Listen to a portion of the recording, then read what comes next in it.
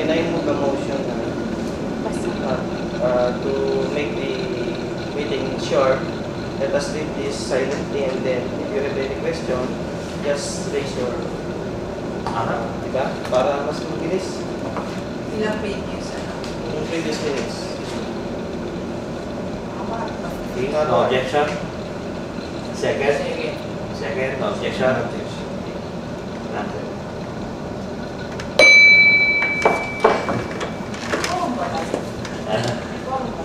Meron.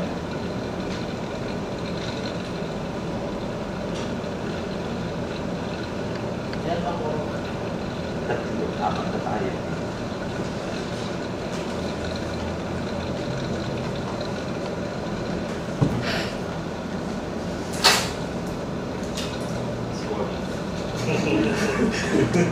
Alin doon? Talaga ka. Address yun. Responsible ang secretary. Reading of previous Pinagawa ko minutes. sa. Umpisa natin dito. In first place, reading of previous minutes. For clarification number revision 062002, Dr. Alama made a motion that all committee chairmen are required to attend regular board meeting and their representative. I would like to propose that this be rephrased as follows. Made a motion that the committee chairman or their representatives are required to attend the regular board meeting period. For clarification, board resolution 062002, Dr. Alaba made a motion that all committee chairman or their representatives or their representatives are required to attend the regular board meeting period. In cases of special meetings, attendance of the different committee chairmen or their representatives might be required as the need arises. So, the implication is that chairman or their representative, either one of the two. Hindi naghihirapan ko. Paano? Hindi ka naman ang naulatan natin. Nakatagal. Tapos, doon naman sa reports and updates of Secretary. Nakapidyo tayo. Reports and updates of the Secretary. Dr. Imperial reported that someone wanted to be a member, but the chairman said it was temporarily closed.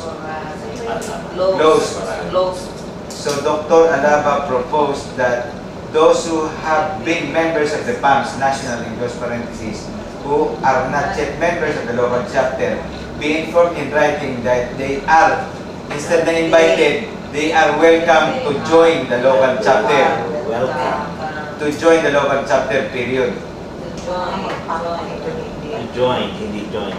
The local chapter. Local chapter period. And it is the secretary. Another sentence na. This is a task of the secretary. Tapos dun sa treasurer's report, Dr. Gonzalez remarked that it is the obligation of the treasurer to send notice to all members. Hindi naman pangitiyatang pangito all unpaid members. To send notice to all members who have not yet settled their accounts. Send notice? Members who have not yet settled their accounts. Tapos yung next page, it was proposed by Dr. Alaba, proposed ulit, i-cancel na lang. It was proposed by Dr. Alaba that the funds of PAMS Quezon Charter be deposited from the bank, the President, Treasurer, and Secretaries. Wala na isang proposed. Tapos, doon naman sa external affairs, letter C. Dr. Gianfranco reported that PAMS is already accredited by the PHIC or PHL period. He already submitted external affairs. Letter C. Dr. Gianfranco reported that PAMS, kulang ng S, is already accredited by the PHL period. He already submitted.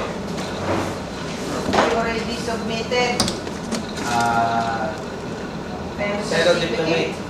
Certificates of fellow diplomate. Already submitted. secretary. He already List. submitted. Please. The list of fellow and implement Hindi, yung Hindi, certificate na submitted. certificate is no. Already submitted. He already submitted the certificates of fellow or diplomate. of their members. Hindi, Submitted at least. Hindi, at least yung actual submit niya yung actual na certificates eh. He already submitted a certificates of diplomate or fellow. Ganito na lang, okay. Dr. Chiquianco reported that Pastor already This year and year. Tapos, next page please, yung page 3 sa board resolution na ito. Uulitin lang naman. On the motion of the Board of Officers unanimously seconded as is hereby resolved that all committee chairmen are required to attend on regular board meeting. All committee chairmen or Their representative. their representatives are required to attend the regular board meeting period. Or their representative. Or their representative. In cases of special meetings, attendance of the different committee chairman or their representatives might be required as the need arise. Itong meron pa rin po na page 3, investigate and give recommendation to the board, the board, Board. in cases involving claims. Itong act as adjudicator. Adjudicator.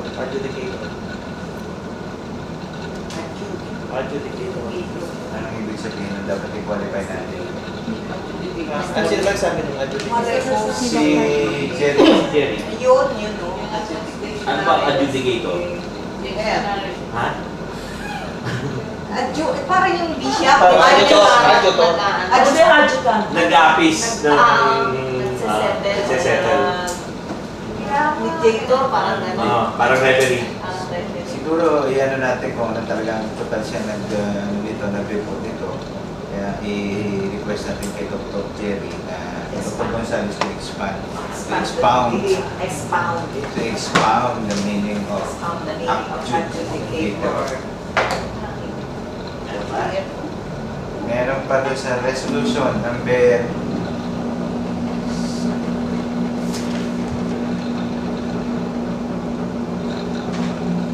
yung 14, resolution 14.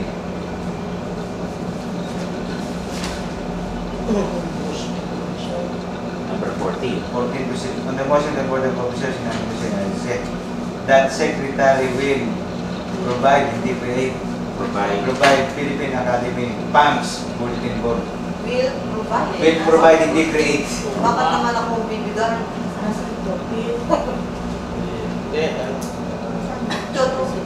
Alam provide na rin niya sa inyo, di ba?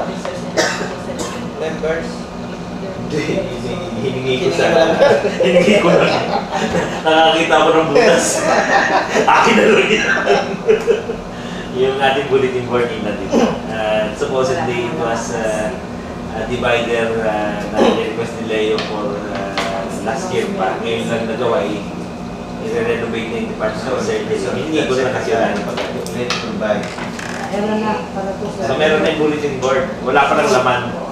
Tapos, meron pa, yung chairman's report naman, number 2. Also, Dr. Ting announced that everybody are welcome to attend the meeting, but Dr. Gonzales said that they can observe, but they cannot file a motion. Dapat may file a motion. They cannot file a motion unless they file a motion unless it will be sponsored by a member of the board. Unless it will be sponsored By the board. by a member